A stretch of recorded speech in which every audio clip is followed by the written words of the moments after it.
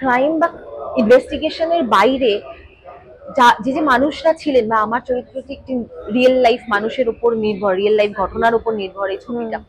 First hand experience গুলো যখন শুনেছি, সেই ডিটেলস গুলো যখন শুনেছি, তারা কিভাবে থাকেন অরিজিনালি, কি করেন অবসর সময়, তাদের জীবনটা কেমন, সেই ডিটেল গুলো আমাদেরকে আমাদের চরিত্রায়নটাতে অনেকটা হেল্প করেছে। মানে আমার খালি মনে হতো যে আমি এই চরিত্রটাকে এবার জাস্টিফাই করতে চাই, বিশ্বাসযোগ্য করে তুলতে চাই, কারণ এই চরিত্রটার মধ্যে বা এই ছবিটার মধ্যে দিয়ে একটা সত্যি জীবন থেকে যাবে। মানে তার সেই মানুষটার অসম্পূর্ণ স্বপ্নগুলো, অসম্পূর্ণ ইচ্ছেগুলো, একটা একটা any loss of life is very regrettable, very very regrettable, এবং স্পেশালি যখন এইরকম একটা পরিস্থিতিতে তার সেই জীবনটাও ফুটিয়ে তুলতে, মানে আমি আই ওয়াজ ভেরি ডিস্টার্ব, গায়ে কাটা দেওয়ার মতন একটা অভিজ্ঞতা। আমি জানি না এটা কি করে বোঝাবো, বাট সেই সময়টা বেশ একটা ইন্টেন্স কেটেছে। দারুণ লাগছে, প্রথমেই বলবো ভীষণ সুন্দর। থ্যাংক ইউ সো মাচ, তোমাকেও খুব মিষ্টি লাগছে। Thank you. মৃগয়া নিয়ে এবার আসি একটু। মৃগয়াতে চরিত্রটা কি যদি একটু প্রথমেই বলো। আমার চরিত্রের নাম ছায়া, সে একটি নিষিদ্ধ পল্লী থেকে বিলং করে, তার একটি ছোট্ট বাচ্চা রয়েছে। সে একই দিকে একজন ওয়ার্কিং ওম্যান, একদিকে মা, এবং ভীষণ প্র্যাকটিক্যাল প্রতিবাদী একটা চরিত্র, যে নির্ভয় প্রতিবাদ করতে পারে, তার ছেলের বেটার ফিউচারের জন্য লড়াই করতে পারে, এবং তার স্বপ্ন, তার জীবন তার ছেলেকে ঘিরেই, এরকম একজন চরিত্র। এবং তারপর কিছু ঘটনা ঘটে, ট্রেলার যারা দেখেছো তারা নিশ্চয়ই বুঝতেই পারছো।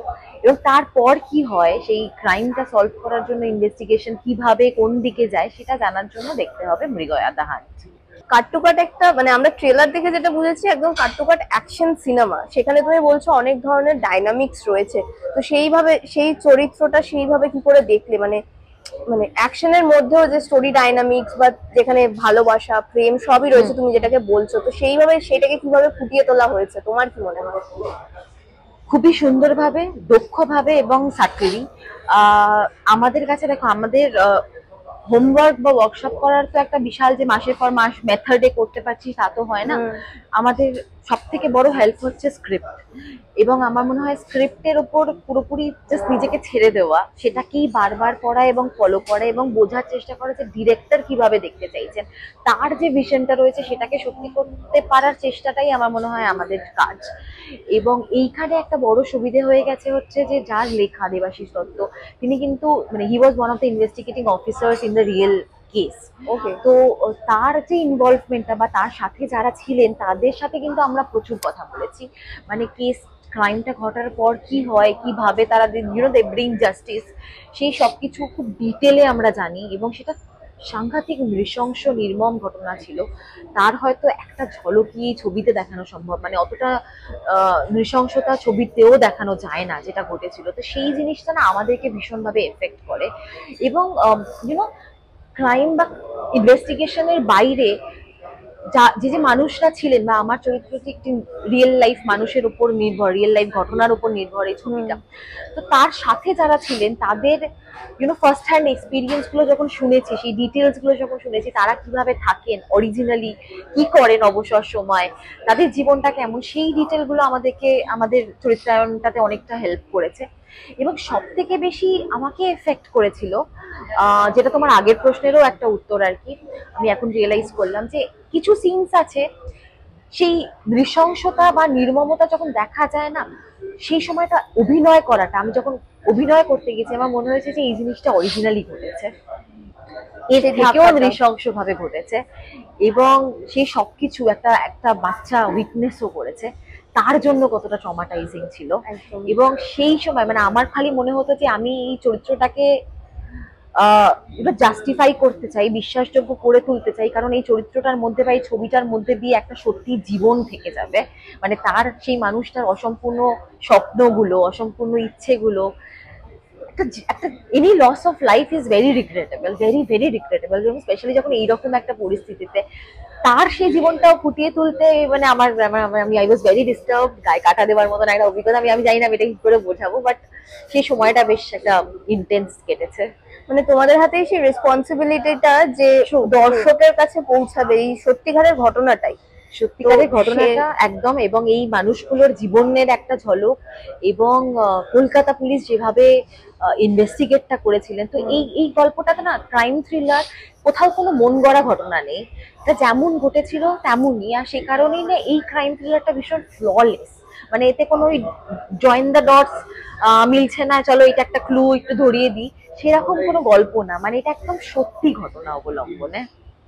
দর্শকদের কাছে কতটা এফেক্ট ফেলবে এই মৃগয়া, তোমার কি মনে হয়? আশা করছি সবার ভালো লাগবে। দেখো আমরা কাজ করে ফেলেছি, এখন আমাদের আশা করা ছাড়া আর কিছুই নেই। বাট আবারও বলবো, সব রকম স্বাদ রয়েছে, সব পরিবারে দেখার মতন একটা ছবি, এবং আশা করছি দর্শকের ভালো লাগবে। এবং দুর্দান্ত পারফরম্যান্সটা রয়েছে, তাদের কথা বলতেই হয়। ভীষণ প্রিয় অভিনেতা সবাই, ঋত্বিক দা, অনির্বাণ দা, বিক্রম, সৌরভ, সবাই মিলে আমরা চেষ্টা করেছি একটা ভালো কাজ তৈরি করার। আশা করছি ভালো লাগবে। তোমার এই বিগত বছরের সিনেমাগুলোতে তোমার চরিত্রগুলো ভীষণ ভিন্ন, মানে প্রত্যেকটা একের থেকে অন্যটা অনেকটা আলাদা। সেই চরিত্রগুলো নির্বাচন করা বা চরিত্র এইটাই তুমি করবে সেইটা কিভাবে তুমি চুজ করো, সেটা যদি একটু বলো। চেষ্টা করি যাতে নতুন কাজে নতুন ভাবে নিজেকে এক্সপ্লোর করতে পারি। আই থিঙ্ক এই থ্রিলটাই আমাদের প্রফেশনের বেস্ট পার্ট।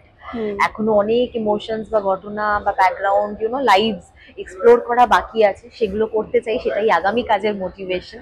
এবং দুর্দান্ত মানুষরা রয়েছে, যেমন প্রিয় অভিনেতারা, প্রিয় পরিচালক, তাদের সাথে কাজ করার একটা ইচ্ছে থাকে। তো সেইগুলো সবকটাই ফ্যাক্টর থাকে যখন একটা কোনো কাজ বা চরিত্র নির্বাচন করি সেটাতে।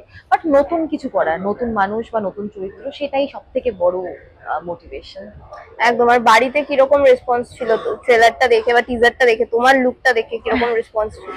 লুক এবং এন্টায়ার ট্রেলারেরই রেসপন্স খুব ভালো। আমাকে অন্যরকম লাগছে সেটার ফিডব্যাক পেয়েছি। সেই চরিত্রটার লুকটা অনেক যত্ন নিয়ে তৈরি করা হয়েছে এন্টায়ার টিমের ইনপুটে। আর তাছাড়া ট্রেলারটা যে জমজমাটি লাগছে, এই ফিডব্যাকটা শুধুমাত্র আমার বাড়ি থেকে নয়, এন্টায়ার সোশ্যাল মিডিয়া থেকেই পাচ্ছি, এবং খুব ভালো লাগছে। আমাদের আশা আরো বেড়ে যাচ্ছে এতে। এই আশাটা যাতে আরো বেড়ে যাক, দর্শকদের জন্য কি বলবে, তারা কি আশা করছে? এত কিছু বলছি, আর নতুন করে কিচ্ছু বলার নেই, শুধু মনে করিয়ে দেওয়া, 27শে জুন আমাদের ছবি মৃগয়া রিলিজ করছে। অবশ্যই থিয়েটারে গিয়ে দেখো, এবং ভালো লাগলে আরো 4জনকে বলো দেখতে, সোশ্যাল মিডিয়ায় লেখো, এটা আমাদের জন্য আজকের দিনে খুব গুরুত্বপূর্ণ। আর প্লিজ টিকিট কেটে থিয়েটারে গিয়ে ছবিটা দেখো। Thank you. 27শে জুন।